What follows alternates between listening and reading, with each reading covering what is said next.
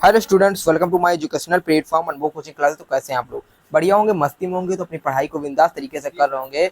तो आज के सेशन में हम बात करने वाले हैं क्लास 10th के जो साइंस है, केमिस्ट्री पार्ट है आपका साइंस का, उसके बारे में बात करेंगे। उसके जितने भी इंपॉर्टेंट क्वेश्चन रहने वाले हैं उनके बारे में डिस्कस करेंगे। तो आज के इस क्वेश्चन में देखिएगा, मैं बात करने वाला हूँ 4 चैप्टर हमारे कौन कौन से हैं उन क्वेश्चन के बारे में देखेंगे। तो 4 चैप्टर हमारे जो भी हैं उनके बारे में बात करेंगे। तो देखिएगा, हम पहले इसको अपने उस तरह बना लेते हैं, ठीक है।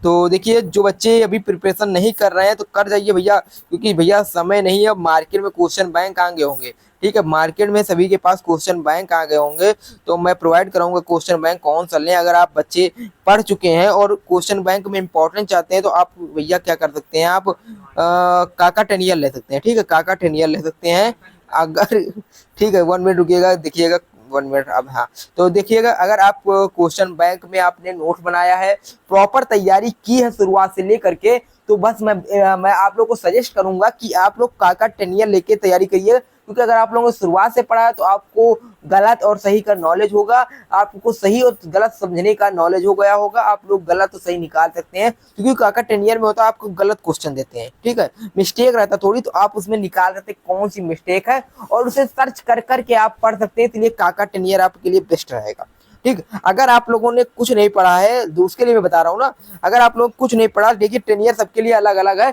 टेनियर सबके लिए अलग अलग है, तो उसके लिए हम बताएंगे किस प्रकार के क्वेश्चन बैंक किस किस छात्र को लेना चाहिए। सब लोग टेनियर नहीं ले सकते, ना तो सब लोग क्वेश्चन बैंक में अवतार ले सकते हैं, ना सब लोग भैया विद्या ले सकते हैं। सबके अलग अलग स्पेशलिस्ट हैं। जो बच्चे अगर बढ़िया से मेहनत शुरुआत से कर चुके हैं उनके लिए काका टेनियर बेस्ट रहेगा फॉर इम्पोर्टेंट क्वेश्चन के लिए। लेकिन कुछ छात्र हमारे ऐसे भी हैं जिन्होंने अभी तक कुछ नहीं पढ़ा है, अभी भी उनके पास समय है, अभी भी वो एक क्वेश्चन बैंक आती है मार्केट में जो होता अवतार, लेते हैं अवतार भैया। दोबारा अवतार लेंगे हम सितंबर में। अगर अप्रैल से लेकर के आपने सितंबर तक कुछ नहीं पढ़ा है तो अब ले लीजिए अपना अवतार और क्वेश्चन बैंक भी मंगा लीजिए अवतार, ठीक है। अपना अवतार लेकर के तैयारी पे जुट जाइए। अक्टूबर, नवंबर, दिसंबर और जनवरी में 4 महीने में अवतार को खत्म कर डालिए, सारे क्वेश्चन वहीं से बनेंगे, ठीक है। उसके बाद एक का टेनियर रखिए, फिर अनसॉल्व पेपर रखिए, उसको साथ में प्रिपरेशन करते रहिए। इस प्रकार प्रिपरेशन करेंगे। अगर तब भी अगर आप मीडियम में थोड़ा पढ़ा है और थोड़ा नहीं पढ़ा तो आप भैया विद्या ले सकते हैं, विद्या भी ले सकते हैं, ठीक है। अगर आपने कुछ नहीं पढ़ा है यानी थोड़ा पढ़ा है, ठीक है, मीडियम में है, कहते हैं मीडियम में है, तो भैया क्या कर सकते हैं, अगर आप मीडियम में है तो आप भैया कुछ नहीं कर सकते, आप विद्या ले लीजिए। विद्या लेने के बाद आप भैया क्या, विद्या मतलब विद्या लेने का मतलब विद्या क्वेश्चन बैंक लीजिए और उसको प्रिपरेशन करिए। अगर आपने बहुत अच्छे से पढ़ाई की है, एकदम कॉन्सेप्ट बेस्ड पढ़ाई की है, तो आप भैया कौन सा क्वेश्चन बैंक लेंगे, आपने नोट्स बनाया है, कॉन्सेप्ट बेस्ड पढ़ाई की है, तो आप भैया काका टेनियर लीजिए, 1 शॉर्ट पेपर लीजिए, उस पर आप प्रैक्टिस करिए, कोई दिक्कत नहीं। लेकिन अगर आपने नोट्स नहीं बनाया है तो मैं आप लोगों को प्रेफर करूंगा कि आप अवतार ही लीजिए। आपने नोट्स नहीं बनाया, खाली पढ़ाई की है, तो आप क्योंकि आप क्या कर सकते हैं, अवतार ले सकते हैं। तो इसमें हमने बात किया क्वेश्चन बैंक के बारे में, तो सारे सब्जेक्ट का आप अवतार का क्वेश्चन बैंक लीजिए। फिर भैया उसके बाद हम बात करते हैं रासायनिक अपक्रियाएं और समीकरण, जो मक्खी हमारा पहला चैप्टर है, ठीक है। तो जो छात्र हमसे नहीं जुड़े हैं भैया, पहले फुर्सत में हमसे जुड़ जाइएगा।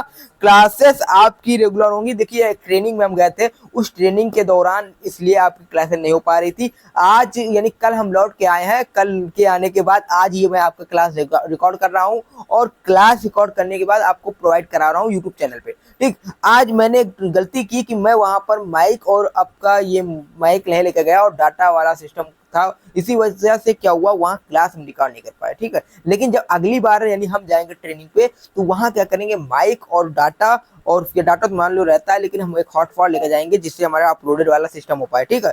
उसको लेकर के जाएंगे जिससे क्या होगा, आपकी क्लास वहां से भी पहुंचती रहे, क्योंकि ये ट्रेनिंग चलती रहेगी, ट्रेनिंग बीच बीच में होता रहेगा, ठीक है। यानी 3-4 महीने बाद फिर ट्रेनिंग होगा, तो उसमें हम बात करेंगे। क्योंकि देखिएगा, एक अच्छे से ट्रेन करके हम आप लोग को पढ़ाते हैं, किस प्रकार प्रिपरेशन कराएंगे बोर्ड एग्जाम की, किस प्रकार एक टीचर बच्चों को पढ़ाएगा, वो हमको पढ़ाएगा उस ट्रेनिंग के दौरान, ठीक है। तो हम बात करते हैं रासायनिक अपक्रिया और समीकरण के बारे में।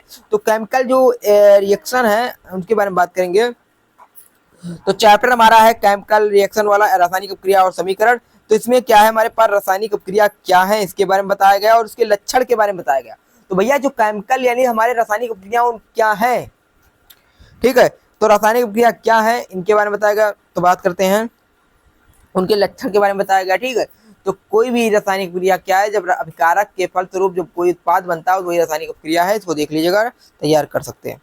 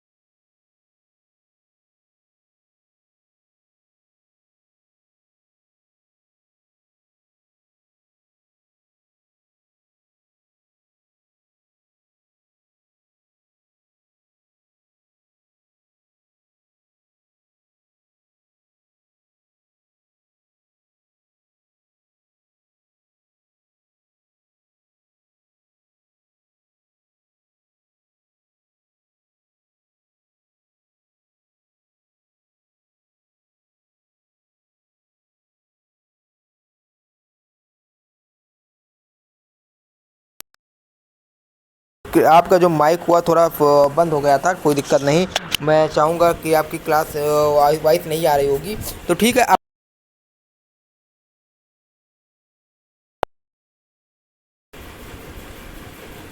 तो मैं क्षमा चाहूँगा, क्लास आपकी यहीं रोक दे रहा हूँ, ठीक, क्योंकि माइक आपका वॉइस नहीं आ रही होगी, तो क्लास को यहीं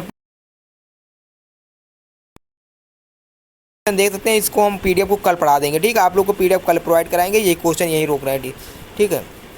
चलिए हम बाद में मिलते हैं।